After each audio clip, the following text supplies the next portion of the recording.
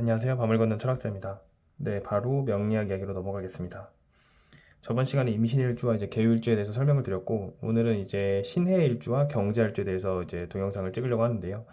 그 영상을 찍기 전에 이제 임신일주와 이제 계율일주의 이제 설명을 잠깐만 다시 한번 더 이제 말씀드리면은, 이 임수와 계수는 음양 관계에 있다. 음양 관계.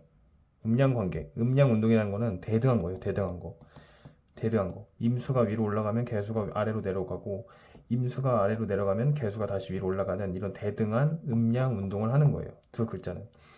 그래서 임신일주라는 게 이제 뭐 금생수 한다고 편인이라고 하고, 계유일주가 금생수 한다고 이제 편인이라고 하고, 이게 아니고 이건 이제 오행적 접근인 거고요.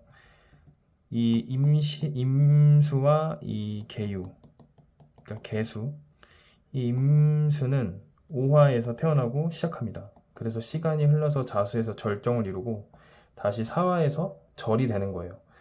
그러면은 이 임수와 음양 관계에 있는 계수 같은 경우에는 이 오화의 반대 방향에 있는 자수에서 태어나고, 이 자수에서 절정을 이루는 임수와 다르게 이 자수의 반대편에 있는 이 오화에서 절정을 이룹니다. 그리고 이 사화의 반대편에 있는 계절인 이 잠시만요.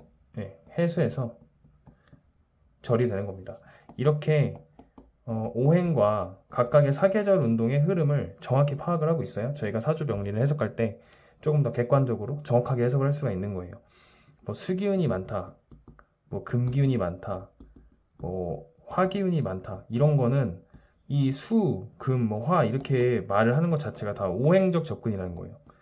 사주를 이렇게 다 오행으로 접근해 버리면은 당연히 용신이라는 개념, 뭐 신강 신약을 따질 수밖에 없고, 예, 그런 오류가 범하기 때문에 무조건 각각의 오행이 음양 운동을 하는 것을 잘 봐야 되고, 그 음양 운동을 하는 그 오행들이 각각의 어떤 사계절 운동을 하는지 그것도 같이 봐야 되는 거예요. 그래서 오늘은 신해일주와 경금, 이제 경자일주 이렇게 오늘은 설명을 드리려고 하는데요.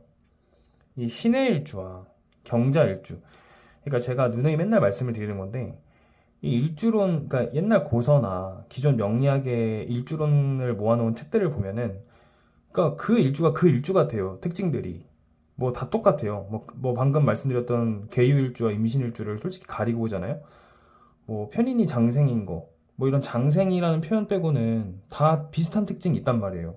뭐 정사일주와 병울주 똑같고, 뭐 약간 겁재고 간여지동, 뭐 이것도 똑같아요. 신의 일주와 경자일주, 이 신의 일주와 한글로 쓸게요.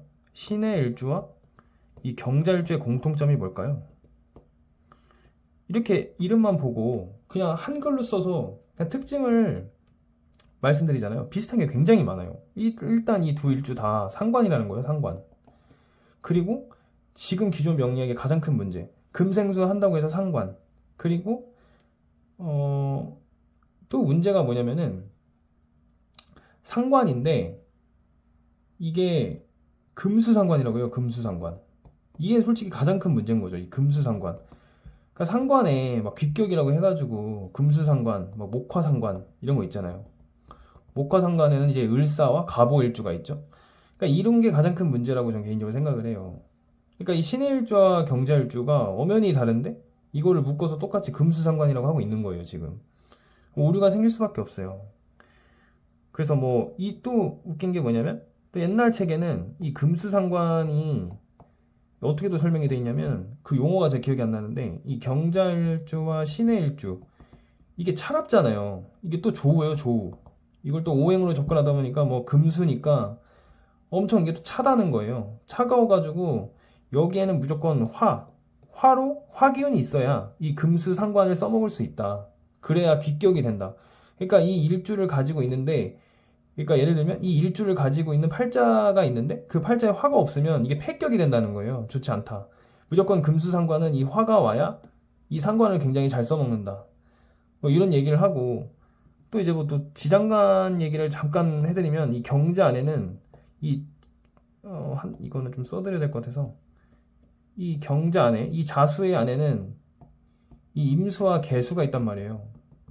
이 임수와 계수가 다 식상이다 보니까 뭐 또 이 경자 일주를 가지고 있는 여자분의 경우에는 뭐 남편보다 이 식상이 더 자식을 나타내니까 자식을 더 사랑한다, 자식을 더 좋아한다, 막 이렇게 해석을 하고, 그래서 뭐 결혼 생활에 막 불리하다, 막 이런 식으로도 많이 해석을 했고, 그리고 뭐 또 신의 일주 같은 경우에는 또 지장간에 간목이랑 이제 임수랑 이제 무토가 있으니까 이게 뭐 재성이고 이게 뭐 식상 상관이죠, 상관?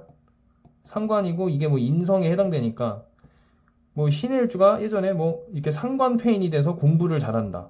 뭐 재생 뭐 상관생제가 돼서 뭐 사회에서 먹고 사는데 지장이 없다. 이런 식으로 해석을 했단 말이에요. 그래서 뭐 신의 일주 같은 경우에는 뭐 예를 들면 또 이렇게 제극인이 되면은 패격이고, 그러니까 제극인이 되지 않게 뭐 명예를 추구해야 된다. 명예.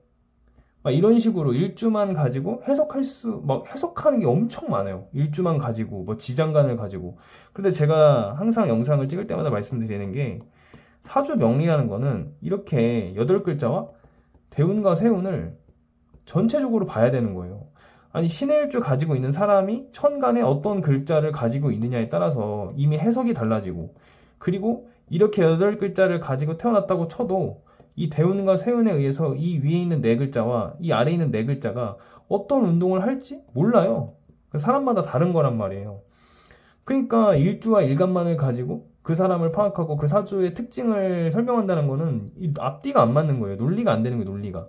어떻게 이 8글자와 이 대운과 세운만 가지고도 해석할 게 무궁무진하고 이게 더 정확하죠. 그리고 객관적이고.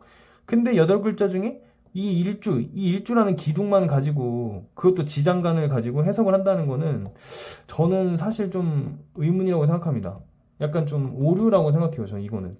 그리고 기존에 이 일주라는 것도 지금 기존 명리학은 다 오행으로 접근을 한 거예요.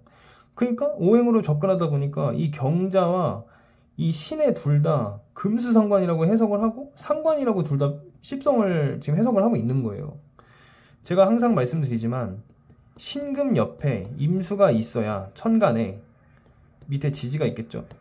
이 신금 옆에 천간에 임수가 있어야 상관인 거예요. 그리고 경금도 마찬가지예요. 경금도 이 경금 옆에 개수가 이렇게 있어야 상관인 거예요. 이게 십신인 거예요, 이게. 항상 오행의 생극제와는 천간만을 가지고 하는 거예요. 그리고 일간을 기준으로 십신을 정하는 거예요. 왜? 사주 명리를 해석하기 위해서. 이 아래는 엄연히 형충파의 한만 보는 거예요. 여기는 지구예요, 지구. 사계절 운동을 하는 공간이란 말이에요. 위에가 우주예요, 우주. 오행 운동을 하는 거란 말이에요. 그러니까 이 천간과 지지를 구별을 해야 되는데 아까처럼 이 구별을 하지 않고 다 오행으로 접근을 해버리니까 금수상관, 뭐 목화상관 이렇게 설명을 해버리는 거예요. 아니, 갑오일조랑 제 영상을 보신 분들은 이미 다 아시겠지만 갑오일주랑 을사일주랑 그리고 신해일주랑 경자일주랑 완전 다른 거잖아요.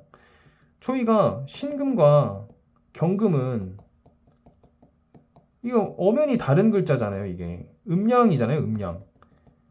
이게 완전 운동 방향이 다르단 말이에요. 신금과 경금은 완전 다른 글자예요. 이거를 지금 뭉뚱그려서 금이라고 하는데 이 금이 아니에요. 이게 저희가 맨날 생각했던 금은 경금이에요. 경금. 신금과 경금은 엄연히 음양 관계에 있고 전혀 다른 운동을 한단 말이에요. 신금이 올라가면 경금은 내려가고 다시 신금이 내려가면 경금이 올라가는 이런 음양 운동을 한단 말이에요. 그럼 당연히 이 친구들은 사계절도 다를 수밖에 없어요. 다시 한번 또 설명을 드리면 경금이 있고 여기 신금이 있으면, 자, 경금은 제가 이 영상은 앞서서도 다른 경금 신금 일간 일주 설명할 때 설명을 드렸는데 한 번 더 말씀을 드리면 경금은 묘목에서 태어나는 거예요. 그래서 12운성으로 이게 태잖아요. 그리고 이 묘목에서 이제 이 유금 묘목을 지나서 이 사오미를 지나서 사오미에서 점점 올라가겠죠. 그러니까 사오미가 생욕되죠. 거기를 지나서 이제 다시 금으로 갔을 때 이 유금에서 제왕이 되잖아요. 그러니까 이 경금은 이 유금에서 절정을 이루는 거예요. 다시 이 인목에서 절이 되는 거예요. 이 경금은. 제가 뭐 여름도 보여드리고 겨울도 보여드려야 되겠지만 기본적인 구성만 보여드리는 거거든요. 그러니까 이게 저희가 흔히 알고 있는 12운성인 거예요. 양에 대한. 근데 지금 음이 좀 잘못됐다는 거예요. 이 신금은 이 경금과 엄연히 음양운동을 하잖아요. 그럼 묘와 반대에 있는 유에서 태어난단 말이에요. 이게 태겠죠. 신금 입장에서. 그러면은 이 친구는 거꾸로 이 유금의 반대에 있는 묘목에서 절정을 이루는 거예요. 이 신금은. 그리고 다시 이 인목의 반대에 있는 이 신금에서 절이 되는 거예요. 그러니까 우리가 지금 이 명리학이 약간 오류가 있는 게 이 신, 유, 술이라는 이 가을이라는 계절에 지금 명리학대로 해석을 하면요. 이 경금과 신금이 둘 다 강해져야 돼요. 이 논리대로라면. 이 가을이 뭐죠? 금국이라고 하잖아요. 금국. 그러니까 이 금국이라는 표현도 사실 잘못된 거예요. 이 경금의 계절, 경금의 계절이라고 표현을 해야 맞는 말이에요. 가을. 그러니까 신금과 경금이 이 가을에 다 강해질 리가 없는 거예요. 이 계절에, 자, 가을의 대척점에 있는 가을과 음양 운동을 하는 건 봄이죠. 여름과 이제 음양 운동을 하는 건 겨울이란 말이에요. 그래서 저희가 좌우충, 묘유충 그러잖아요. 그렇게 생각을 하시면 되거든요. 그러니까 가을에 강해지는 게 이제 가을에 강해지는 게 쉽게 경금이라고 생각해 해보세요. 이 가을이 오면 경금이 강해져요. 그러면 가을과 반대에 있는 게 봄이잖아요. 그러니까 봄이 오면은 신금이 강해지는 거예요. 그래서 저희는 또 여기서 의문점을 갖는 거예요. 왜 봄이 오는데 신금이 강해지냐? 예, 제가 보여준 게 이게 논리거든요. 근데 이게 왜 이런 사고를 계속 하게 되냐면 아까 말씀드린 금국, 뭐 가을, 뭐 숙살지기 이런 거 설명할 때 애초에 구분을 안 해서 그래요. 구분을. 처음에 그러니까 첫 단추를 잘 껴야 되는데 이 경금과 신금이 완전 다른 글자라는 거를 저희가 알아야 되는데 뭐 저희가 배우기로는 뭐 음양운동, 음양오행 이렇게 배우는데 막상 들어가면은 경금과 신금이 신유술에 같이 강해지고 같이 금기운이라고 하고 같이 금생수하고 같이 금수상관이고 이게 말이 안 되는 거예요 사실. 그리고 이 금수상관, 이 금수상관에 화기운이 와야 귀격이 된다라는 그 논리도 사실 이게 어디서 온 건지 전 잘 모르겠어요. 아니 그냥 그 사람이 경자일주면 경자일주인 거예요. 그 사람 사주에 빨간색이 없으면 그 사람은 빨간색이 없는 거예요. 그냥 빨간색이 없는 그 사람의 특징이고 고유성이자 그냥 특수성일 뿐인데 그게 뭐 부족하다고 음양의 뭐 균형을 맞추려고 한다. 글쎄요, 전 잘 이런 걸 모르겠습니다. 애초에 사람이 완벽하지가 않은데 인간은 원래 완벽하지 않은 존재예요. 근데 뭐 용신을 찾고 뭐 화기운이 부족하고 수기운이 부족하고 뭐 보충해야 된다고 하고 애초에 완벽하지 않잖아요, 인간은. 그리고 제 생각엔 그리고 음양오행이라는 거 이거는 그냥 각각의 8글자가 대운과 세운이라는 각각의 계절에서 균등하고 대등하게 오행운동 그러니까 오행이 이 음양운동을 하는 거예요. 여름에는 방금도 말씀드렸지만 가을에는 경금이 세지겠죠. 그럼 신금은 자연스럽게 내려가는 거예요. 그럼 거꾸로 봄이 오면 신금은 올라가겠죠. 그럼 자연스럽게 경금은 내려가는 거예요. 이런 거를 음양운동이라고 하는 건데 뭔가 제 생각에는 이렇게 사주를 열었을 때 균형을 안 맞으면은 이거를 막 오행 보충을 하려고 하고 용신을 찾으려고 하고 뭐 조우용신, 업부용신 이런 거 논하는 거 자체가 약간 음양 오행을 좀 잘못 좀 접근한 거 아닌가라는 개인적인 생각을 해요. 예. 그래서 오늘은 이제 경자일주와 이제 신의 일주에 대해서 했는데 다시 한번 정리를 드리자면 이 경금과 신금은 전혀 다른 운동을 하고 음양 관계에 있다. 똑같이 뭐 십성이 상관도 아니고 금수 상관하는 것도 아니고 그냥 각각의 경금이라는 이제 글자가 자수라는 계절에 위치한 거고 신금이라는 글자가 해수에 위치한 것일 뿐이다. 각각의 계절에 맞는 생각과 행동을 해야 되는 것일 뿐이다. 예. 다음에도 이제 다른 일주를 설명드리기 전에 이 경자 일주와 신해 일주를 먼저 설명을 드릴 거고요. 네, 오늘은 영상을 여기까지 찍겠습니다. 네, 지금까지 밤을 걷는 철학자였습니다. 감사합니다.